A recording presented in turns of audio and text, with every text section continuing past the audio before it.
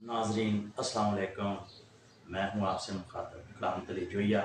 नाजरीन, आज का हमारा मौजू है तंदुरुस्ती और बेबरकती, यानी कि खैर और बरकत जो है बहुत कम हो गई है।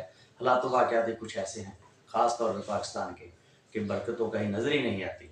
ठीक है, तो ये जो बरकत है ये जब उड़ जाती है तो कुरान शरीफ में तो साफ अल्लाह सुब्हानहू व तआला उसकी ज़ात फरमाती है कि मैं आपको अमवाल समरा की तंगी दे के आजमाइश में डालता हूँ।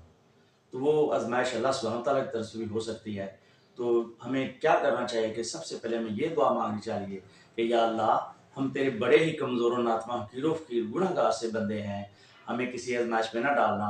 हम तेरे ज़र्रा भर भी आजमाइश के काबिल नहीं है, हमसे दरगुज़र फरमा बहक़ मोहम्मद व आले मोहम्मद। तो बाकी रहा मामला दूसरा, तो खुद भी हमको चेक करना चाहिए कि कमी क्या है। जैसे कि कोई कारोबार